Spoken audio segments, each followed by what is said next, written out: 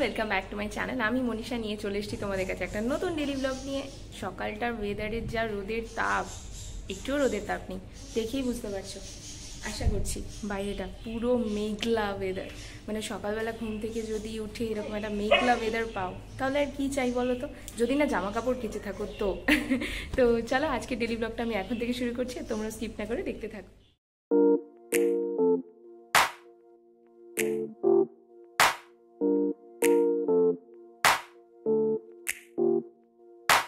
ফুরফুরে হাওয়া দিচ্ছে আর তার মধ্যে যদি এরকম হেয়ার ওয়াশ করে জানলার সামনে বসে থাকা যায়, উফ আলাদাই একটা ফিলিংস, তাই না? নিচে এসে পুজো দিয়ে নিলাম, কি আর করবো, সেজে গুজে তো নেই যে রিলস বানিয়ে নেবো দুটো। স্নান করে নিচে গিয়েছিলাম পুজো দিতে, তো পুজো দিয়ে তারপর একটু আজকে কানে দুল টুল পড়েছি অনেকদিন পর, কেন মুখটা কেমন বেশি ফাঁকা ফাঁকা লাগছিল, তো ওই জন্য নিচে থেকে না আসতে অনেকটা দেরি হয়ে গেল। একটা পাশের বাড়ি বোন এসেছিল, তো ওর সাথে গল্প করতে করতে দেরি হয়ে গেছে বলে আজকে রান্না বসাতেও আমার দেরি হয়ে গেল। তো চলো সবার প্রথম আগে ভাতটা বসিয়ে দিই, তারপরে আনাজটা কাটবো। আজকে আনাজ কাটার মধ্যে সেরকম কিছু নেই, শুধু একটু সয়াবিনের তরকারি করবো নিরামিষ, আর ভাত করবো। তো চলো দেরি না করে কাজগুলো করতে শুরু করি, আমার এখনো ছাদে জামা কাপড় অবধি মেলা হবে। তোমরা ভাবতেই পারো আমি রোজ একই জিনিস তোমাদেরকে দেখাই, সেই 50 গ্রাম 1 হাতা মেপে চাল, আর সেই চালটাকেই ভালো করে ধুয়ে রোজ ভাত বসানো, মিনিট 15 সেই চাল ফোটা মাত্রই ভাত হয়ে যাওয়া, তারপরেই ওই তরকারি নিয়ে ঘ্যানর ঘ্যানর। কি আর করি বলো, আমার তো এই একারই জীবনযাত্রা। বিয়ে করেছি আমি একটা পুরো গোটা সংসারকে, কিন্তু করছি আমি খাওয়ার আমার একার জন্য। এর মধ্যে আর নতুনত্ব কি খুঁজে পাবে বলো, কি আর করা যাবে, এটাই আমার জীবন, মেনে নিয়েছি। চোখ মুখটা না একটু মনে হচ্ছে যেন একটু শোধরাতে পেরেছি। কি মনে হচ্ছে বলো তো তোমাদের? একটু এই কানের দুল হাটটার পরে কি একটু মানুষের মতো লাগছে, নাকি এগুলো ছাড়াই বেটার ছিল? একটু কমেন্ট করে জানিও তো।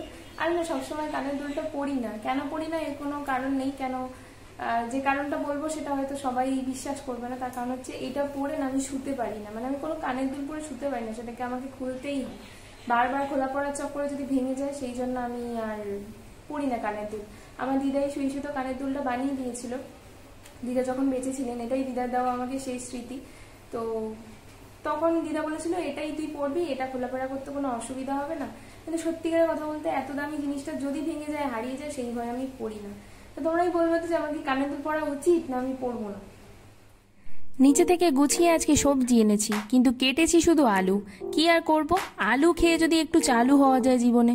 সবাই আসে আমাকে একটু নিজের মতো করে ঠুকে দিয়ে বেরিয়ে যায়, আমি আর তাদেরকে কিছু বলতে পারি না। কোন দিক দিয়ে কাজ শুরু করব সেটা ভেবে না পেয়ে সবার প্রথম যেটা করলাম, এইখানে থাকা ময়লার প্যাকেটটাকে বিদায় করেছি। তারপরে এইখানে আলুটাকে তো ধুয়ে রেখে দিয়েছি, দেখলাম যে তেল আনতে ভুলে গেছি। তারপর ঝপ করে নিচে গিয়ে তেলের প্যাকেট আনলাম। এদিকে আবার তেলের কৌটো নেই, তো তেলটা কোথায় রাখবো? প্যাকেটটা কেটে এখন গার্ডার দিয়ে রাখতে হবে, উপরে গার্ডার নেই, মানে যাচ্ছে তাই মার্কা অবস্থা চারিদিক দিয়ে। তো তাই জন্য আগে রান্নাঘরটা একদম চকচকে করে মুছে নিয়েছি, আর মেঝেতে কোনো আনাজপত্র কিছু নেই। তারপর মনে পড়লো অনেকক্ষণ ধরে কিছুর একটা গন্ধ আসছে, সেটা কি? সেটা হচ্ছে আমার শ্বশুরমশাই আজকে সকালে আমার জন্য কাঁঠাল এনেছিলেন, সেটা। তো চলো সেটা আগে খেয়ে নিই এখন, তারপরে তেলের প্যাকেট কেটে রান্না বসাবো। অনেক কাজ এখনো, জামা কাপড়ও মেলা হয়নি আমার। সকাল সকাল মেঘলা ওয়েদার দেখে কি খুশিই না হলাম, এখন আবার রোদ বেরোচ্ছে। এই হচ্ছে সেই কাঁঠাল যেটা আমি এই সিজনে প্রথমবার খাচ্ছি।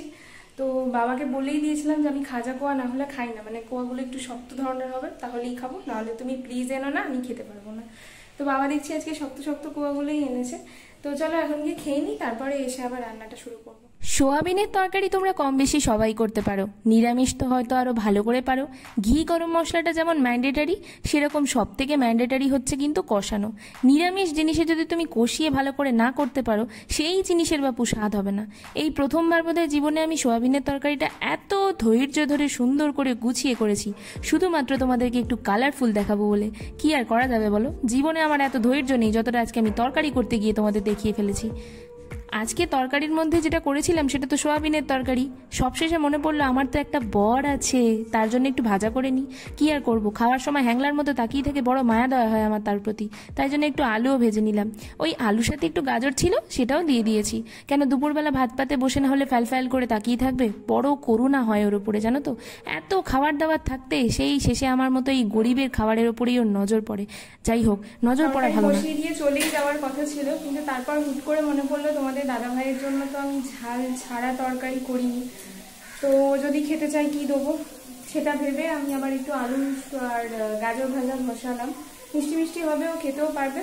আর তাছাড়া সয়াবিনের তরকারি যদি খাই তো খাবে, কিন্তু যদি না খেতে পারে তখন আমি কি দেবো, সেই জন্য আমি একটু আলু আর গাজরটা ভেজে নিচ্ছি। মা রান্না করেছে, করেনি নয়, তবে তোমাদের দাদাভাই ইদানিংটা করে না, মানে মা এক তরকারি ভাত করে তো খেতে পারে না, সেই জন্য আমি একটু ভাজা বসিয়ে দিলাম যাতে ও শুরুর পাতটা একটু খেতে পারে, তারপরে আবার তরকারি দিয়ে খেয়ে নিলে ওর হয়ে যাবে। তো চলো, এখন অনেকটা বকবকও করে ফেললাম, আমার ঘরের কিছু কাজ হয়নি। আগে আমি ছাদে যাই, ঝাড় দিয়ে জামা কাপড়টা মেলি, তারপর গাছে জল দেবো, অনেক কাজ পড়ে আছে। চলো।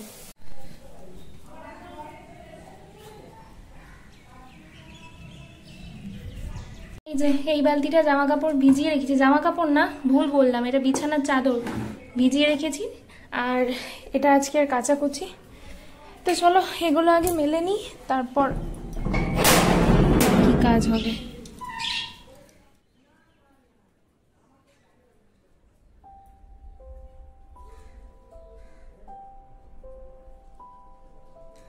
ও আচ্ছা, একটা ইম্পর্টেন্ট কথা তোমাদেরকে তো বলাই হয়নি।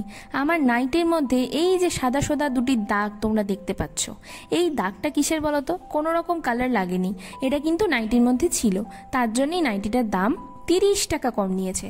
তো 30 টাকা যেখানে কম নিয়েছে, সেই নাইটিটা আমি ঘরেই পরবো, আমি যেখানে কোনো র্যাম্প ওয়াক করতে যাচ্ছি না। তাই আমার নাইটির মধ্যে একটা কেন 10টা দাগ থাকতে পারে, আমার তাতে কোনো অসুবিধা নেই। কিন্তু আমার পাড়া প্রতিবেশীদের বড্ড অসুবিধা হয়। তারা মানে বলে আমাকে আর কি, যে যদি আমি টাকা দিয়ে এরকম জিনিস কিনবো তার চাইতে আমি ভালো জিনিস কিনবো। আমি মনে করি ওই 30 টাকা রাখলে আমার 30 দিন, মানে 30 দিন না, সরি আমার 3 দিনের ফুচকা হয়ে যাবে। তো আমি সেটা নাইটির ওপরে ইনভেস্ট না করে আমি সেটা ফুচকার ওপরে ইনভেস্ট করাটা বেশি পছন্দ করব। তো সেই কারণেই আমি এই ধরনের নাইটি পরে থাকি।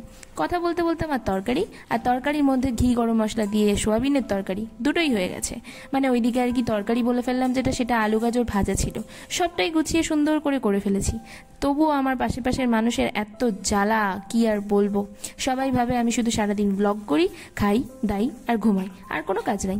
তবে এই কাজগুলো কে করে দিয়ে যায়? হ্যাঁ, কে করে দিয়ে যায়? আশেপাশের লোকগুলো। আমি একদিন ভিডিওটা ধরে দেখাতে চাই, ভাই এই কাজগুলো কি আপনারা করে দিয়ে যান? কিন্তু কেউ করে দিয়ে যান আমাকে, কি আর বলা যাবে বলুন। আমি এই কাজ করতে করতে একাই বকি। এখন যদিও ভয়েস ওভার দিচ্ছি, কিন্তু আমি বকি, ফ্যাক্টলি আমি বকতে থাকি কাজ করতে করতে। কি আর করবো, তোমাদের দাদাভাই তো আমার সাথে বকা পছন্দ করে না, আশেপাশের কেউ তো বকতে আসবে না, তার থেকে একাই বকা ভালো। আর এই যে সয়াবিনের তরকারি ফাইনালি রেডি হয়ে গেছে, তো চলো এবার খেয়ে নেবো। তো রান্নাঘরের সমস্ত কাজকর্ম এই মাত্র শেষ করেছি, এখনো মেঝেটা ভিজে রয়েছে, সাথে আমার নাইটিটাও পুরো ভিজে গেছে। যাই হোক, আমি খেয়ে দিয়ে উঠে একেবারে তারপর ড্রেস চেঞ্জ করবো, আর এইখানে সমস্ত গ্যাস ট্যাস মুছিয়ে বাসনপত্র মেজে ধুয়ে পরিষ্কার করে একটা সাইডে রেখেছি। তো চলো, আমার এবেলার মতো মানে এই রান্নাঘরের কাজকর্ম শেষ হলো। নিচে গিয়ে আবার আমার পেনের কাজটা করতে হবে, তো আগে খেয়ে নিই ঝটপট করে, তারপর আবার নিচে চলে যাবো। তো এখন বেরোচ্ছি হচ্ছে কোম্পানির উদ্দেশ্যে, যেখানে আমি এগুলো জমা দিতে যাব। তো আমরা রেডি, এবার তোমাদের দাদাভাই আমাকে ওখানে দিয়ে দোকানে চলে যাবে, আর আমি তারপর ওখানে চলে যাব। বাড়ি ফেরার পথে তোমাদের দাদাভাইয়ের দোকান থেকে একটু ফ্রিতে আইসক্রিম খেয়েও চলে এসেছিলাম। তো রাত্রেবেলা খাবার তৈরি করে নিয়ে চলে এসেছি খুব তাড়াতাড়ি করে। এই যে যেটুকু তেল ছিল সেই তেলের মধ্যেই এটা আর কি কুকিরটিটা করেছি, আর এদিকে কাজ চলছে। তো খাওয়া দাওয়া করে নিয়ে তারপর বাকি কাজগুলো কমপ্লিট করবো।